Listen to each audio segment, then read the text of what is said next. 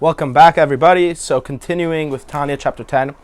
So first of all, we're continuing on the track that every Jew has a animal soul first and then a godly soul.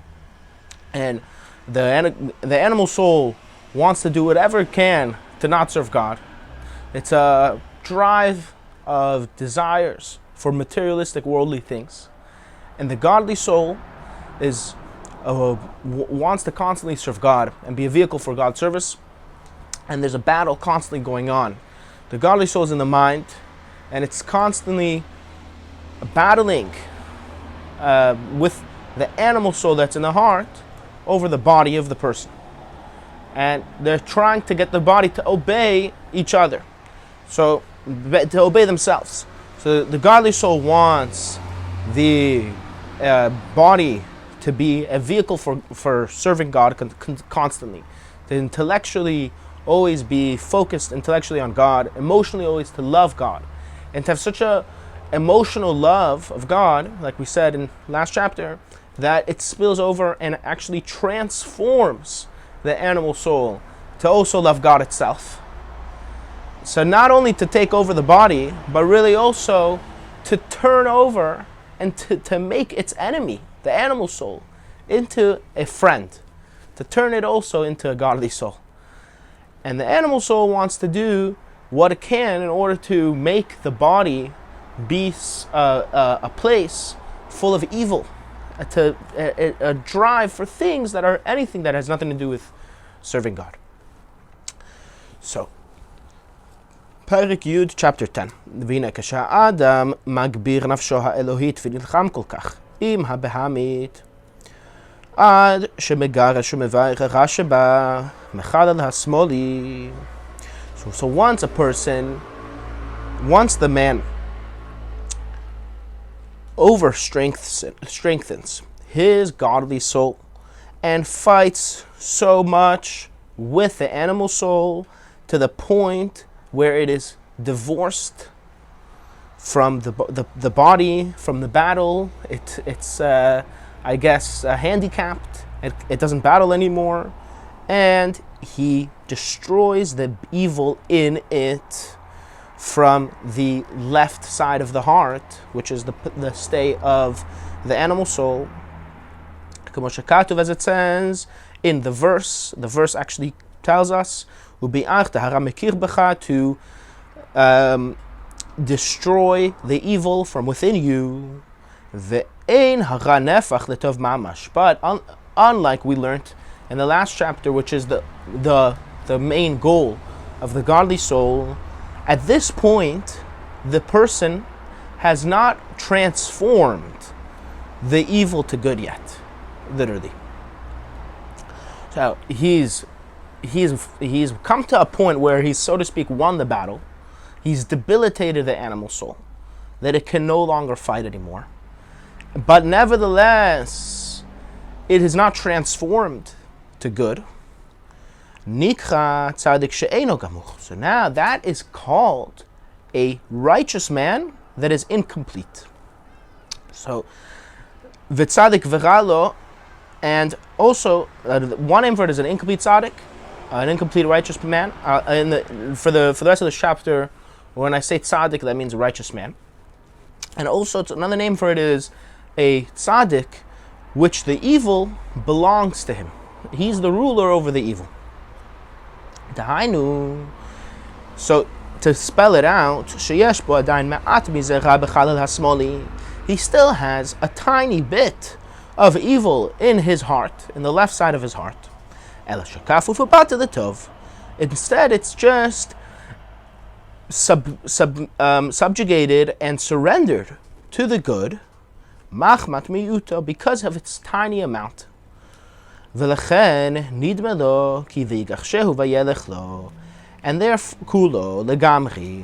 therefore it's as if almost it is completely gone.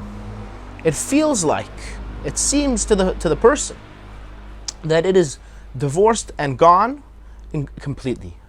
But in truth, it is not fully gone. There's still a speck of bad over there. There's still a speck of evil in this man's heart. and he's a tzaddik, but there's still a speck of evil in his heart. And what would be the sign of that? Because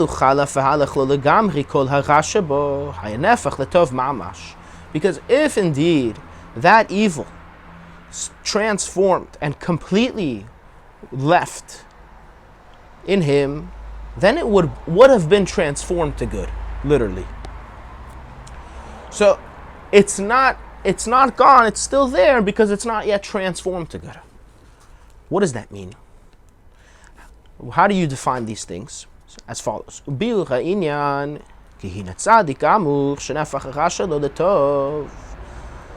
ולכן נקרא צדיק וטוב לו, הוא על ידי הסרת הבגדים הצועים לגמרי מהרע.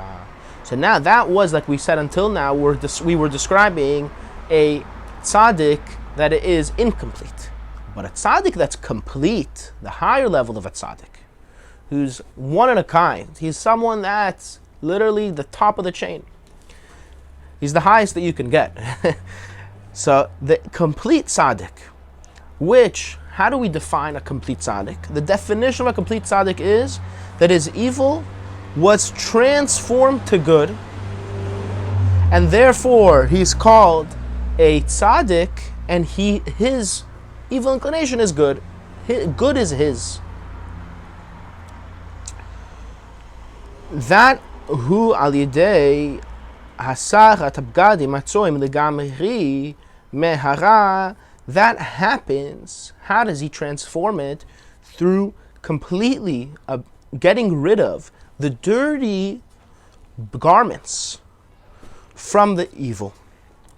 Meaning getting rid of all bad things that a person could possibly have. Thought, speech, and action for sure, without a doubt. But even intellectual bad or emotional bad, he has ridden it off completely. How do you know that he has gotten rid of these things completely? What is the sign? What is the indication? What is the definition that it's completely gone? Again, we said before that the tzaddik that is incomplete, his evil is subjugated to him. His evil doesn't put up a fight anymore. It's debilitated. So how can you tell the difference between, or what is the difference? What is the definition?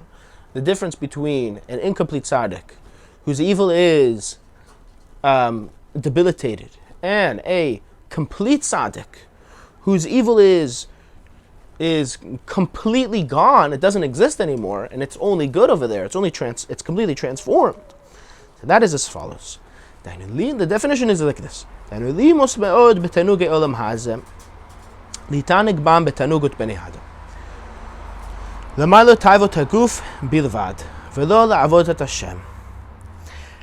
is because, what's the definition? The complete tzaddik very much despises pleasures of this world, to just have pleasures in them, of human pleasures, to fulfill the desires of the body alone, and not for the purpose of serving God.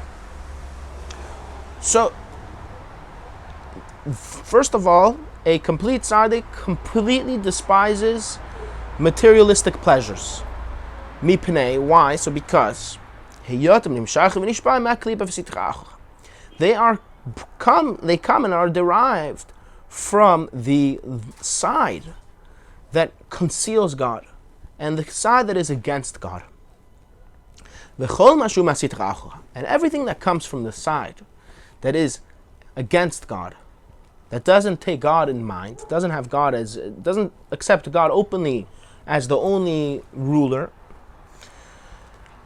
Hatzadik amachusono betachlit asina machmat godel ahavato laHashem viktushato ba'ava rabba betanugim v'chi ba'itecha haniskoch li'il.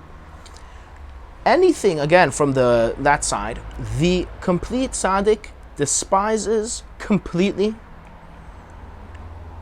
with a complete hatred, because of the greatness of his love for God Almighty and his holiness, with great love of pleasures, of delights, and immense charm and delight that we mentioned earlier. Again, this level of intense love of delights happens once a person transforms their animal soul. So, because it's two things that go hand in hand. Because of his great love of God, he despises everything that's against God, including materialistic pleasures that come from the side that's against God. And because so it's a two-sided thing. His hatred for those things is because of his love of God. Because those things are against God.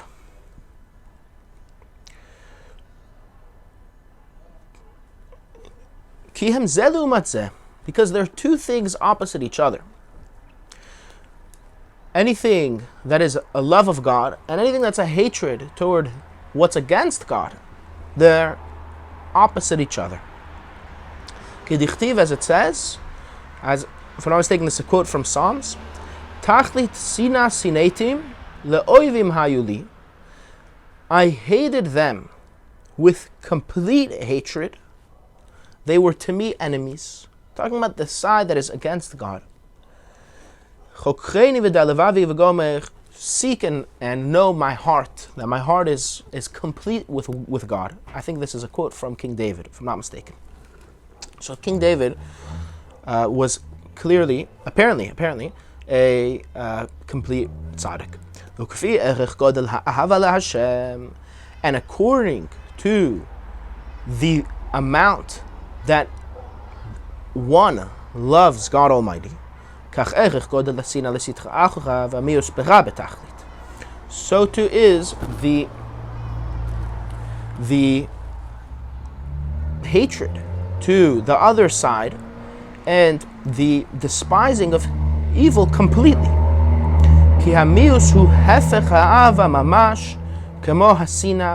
Because the disgust and despising is the opposite of love, literally, just like hatred. So, because a person loves God completely, therefore they don't have, not only do they not have any desire for materialistic things, but they hate any materialistic things, again, because that is against God. It's meant to be selfish, doing things on my own accord, freedom from God. So, the Tzadik she'eino gamuch, so that would be a complete tzaddik. A complete tzaddik completely hates evil and things that are on the other side other than God. V'tzadik she'eino gamuch, but an incomplete tzaddik hu she'eino sona hasitra achora betachlit asina.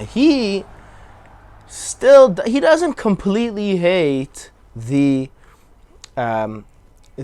other side completely. V'lachein eno moes gamken bera betachlit, and therefore he also isn't disgusted completely by evil. V'chol she'ein hasina v'hamius betachlit, and as long as the hatred and despising is not complete, alken nisher is shemetz ava v'tainug l'sham. So that is a sign that really there's still a drop of love and pleasure to that place. And the dirty garments have not been completely removed. Mikol v'kol, entirely.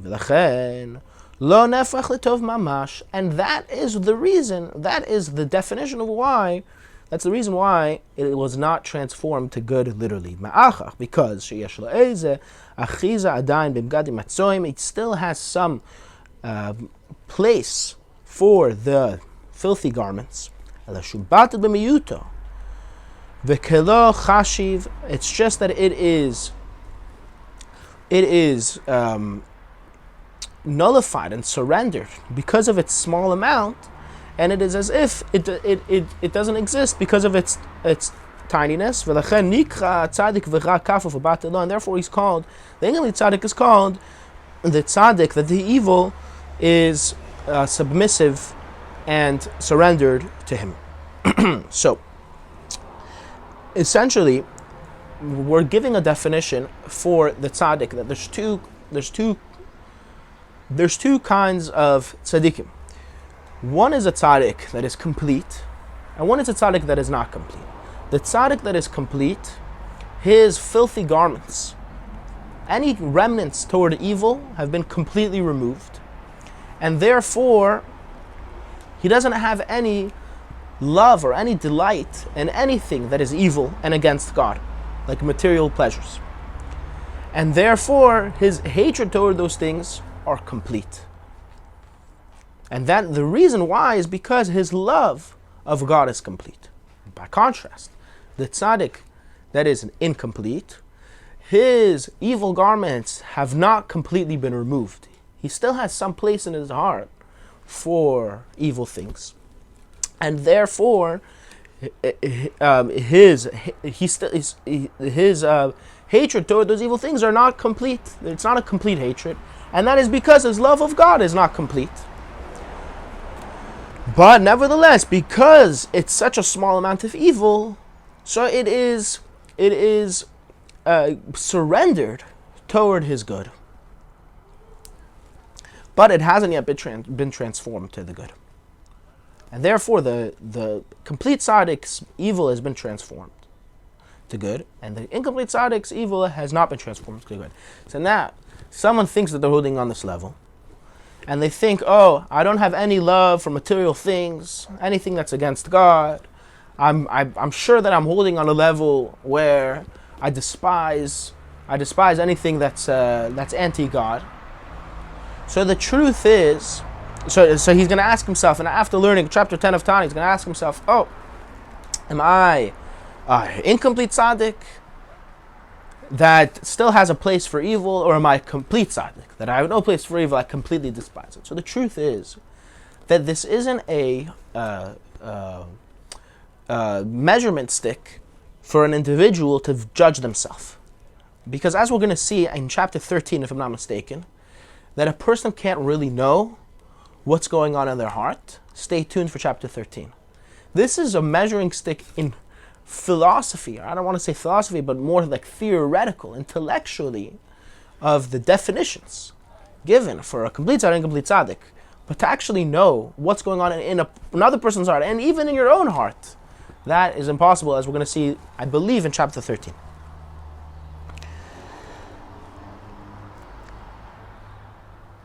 Now, so continuing here, therefore, his love, this incomplete tzaddik, for God, is not complete, and therefore he's called an incomplete tzaddik. Okay. והנה, מדרגה זו מתחלקת לרבבות מדרגות. בעניין בחינת מיעוט הרע הנשאר, מאחד בארבע יסודות הרעים, ובעניין ביטולו במיעוטו, בשישים על דרך משל, או באלף ורבבה וכיוצא על דרך משל. So this now level of an incomplete tzaddik is divided into tens of thousands of levels. And we're considering the small amount of evil that's left from one of the four elements from the animal soul that are evil, and how surrendered are they in their small amount compared to the good. Like it can be that they are surrendered one drop of bad next to 60 times the amount of good, for example, or one drop of bad next to 1,000 times of good, or 10,000 times of good, and similarly. So in other words, you can have an incomplete tzaddik who has much more evil than another incomplete tzaddik, they're both incomplete tzaddiks, but the other one has much less evil. And it is actually similar to the laws of kosher when it comes to a mixture of non-kosher with kosher. The rule is, for example, when you're cooking and you have on a pan, you have let's say 60 pieces of kosher meat, and one piece of non-kosher meat falls into the pan, then by mistake, and you can't recognize which one is the non-kosher one, so it becomes nullified. The non-kosher piece of meat becomes nullified next to the 60 other pieces of the 60 other pieces of kosher meat, and you can eat the whole dish, if I'm not mistaken. Maybe you have to take one out, but this isn't a class for the laws of kosher right now. But this is the example to give also by the incomplete tzaddik. You can have an incomplete tzaddik with 1/60th of evil inside of him. That's surrender, and you can have an incomplete tzaddik with 1/1000th of evil inside of him. So there's many levels. These are the many tzaddikim in all the generations.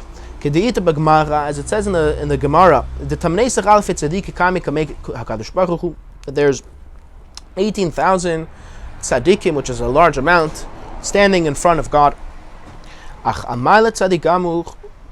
So that would be the incomplete tzaddikim. So a regular tzaddik that we mention, that there's a ton of them, there's a lot of them throughout the generations, there's thousands and thousands of them, those are most of the time going to be the incomplete tzaddiks. Achal ma'ila tzaddik gamur, Ushama Rabbi Shimon bar Yochai, Ra'iti b'nei aliyah shemohatim. But the level of the complete tzaddik, that is what the famous Rabbi Shimon ben Yochai, who is the author of the Zohar, said that I've seen men of ascent, referring to complete tzaddikim, and they are few. Meaning, throughout all the generations, a complete tzaddik is extremely rare. Shelachen nikraim b'nei aliyah.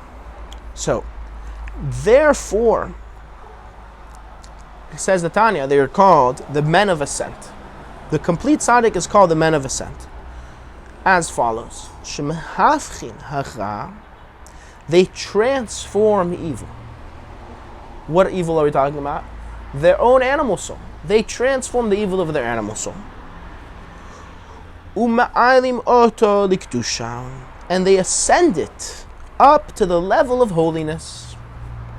So that's one reason why they're called the men of ascent.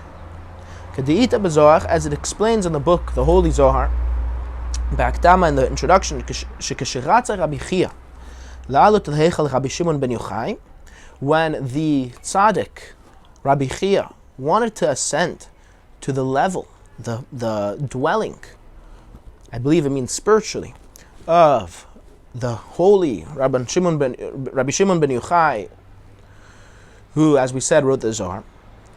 Shama kala nafik v'amach. So when he got up to that level, he heard a voice come out, v'amach, and said, Man minchon dichshocha mahafcha nenehora v'tamin meriru lemitchad lo yetun hachachul v'chulu.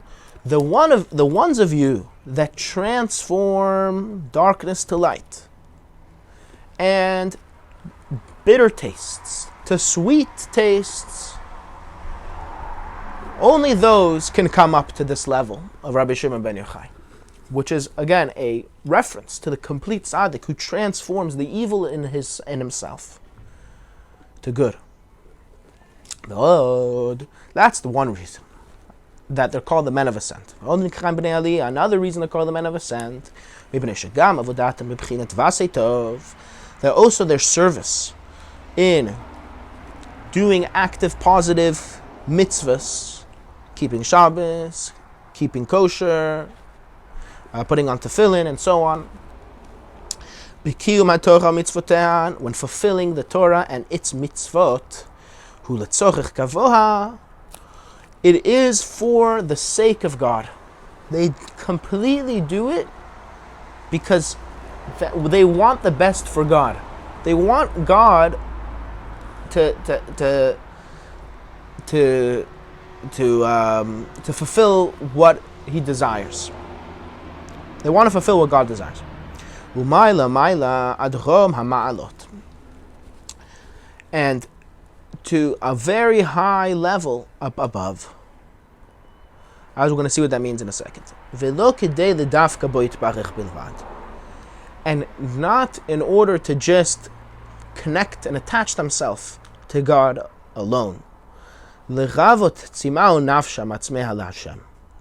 To quench the thirst of their souls that is thirsty for God, which would be a selfish reason to do mitzvahs and to do Torah. As it says, all that are thirsty go to the water. So the prophet, I don't remember which one, said, all that are thirsty go to the water. Isn't that obvious? Someone that's thirsty should go to the water? No. So what are they talking about? The water is referring to Torah. And what the prophet is telling you is that if you're thirsty for God, go to the waters of Torah, and there you'll quench your thirst. So these men of ascent, or complete tzaddikim, don't go to Torah to quench their thirst. They don't do mitzvahs to quench their thirst, like everyone else does. I imagine. As it says in another place. Like it says in the Tikkunim, which is a book of Kabbalah, Ezu Chasid, Amit Chasidim Kono, who is a Chasid? One who does kindness with his creator, Imkan Dilei, with his nest, his source. He doesn't do it for his own sake. The men of ascent do it for the purpose of God. They're completely selfless.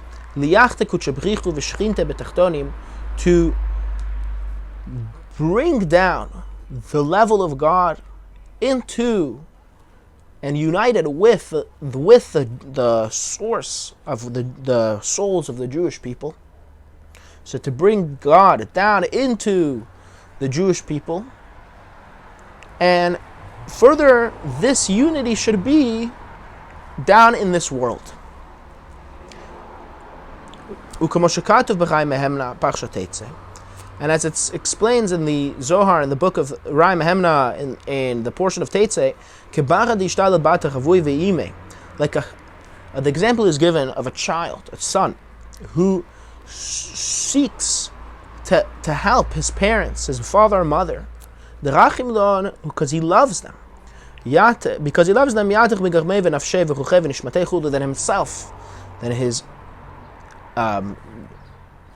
which is referring to his own thoughts, speeches, and actions. He loves them more than he loves himself. And therefore, he's going out of his way for his parents. This is the example given. To the extent that where he's going to give himself to die for them, to redeem them, his parents, from captivity. So in other words, the son is doing it not for his own sake. He's not taking care of his old parents because he's gotten something out of it. He's doing it because he loves them and he wants them to have the best possible way that they can be. So, same way, these men of ascent, the reason those are called men of ascent is because they're doing it for the level that's higher, for ascent.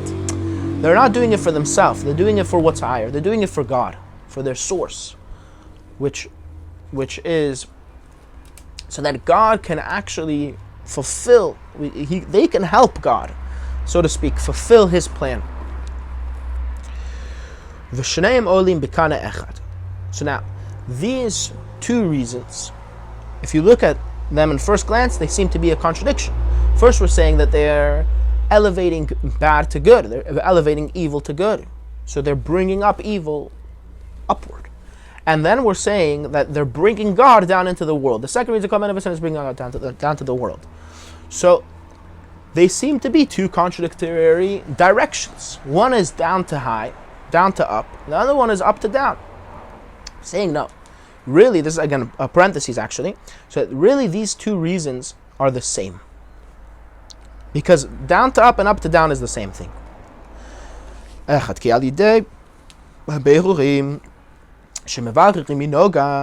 Because what happens once a person refines the sparks of good, which are in the level of klipa, which is the level that conceals God, and a person refines that and brings out the good of them, of that level, of that aspect. Again, can also be referring to the animal soul. Maili my nukfin.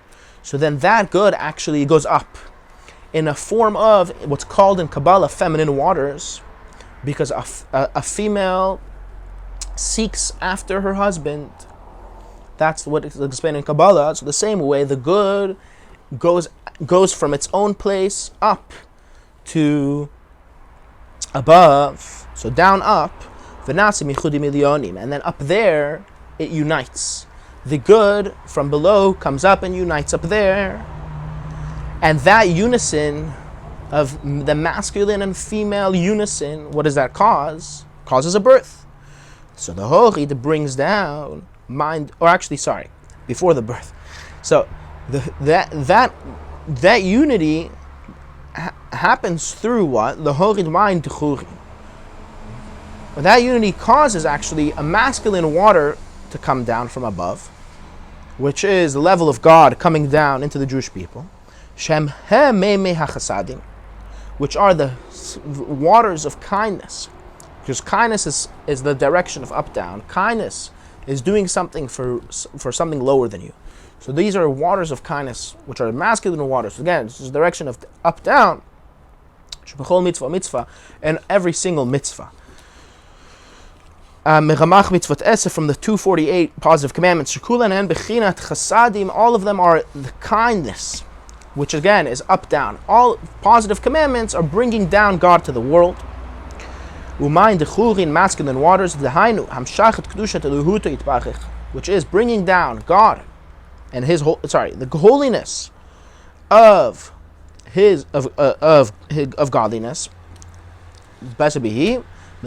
From up down, to come into the world. So what he's saying is, like it says somewhere else, so what he's saying is essentially that they are one and the same, because the action of elevating good causes God to come into the world. So there might be two opposite directions, but they are essentially working together.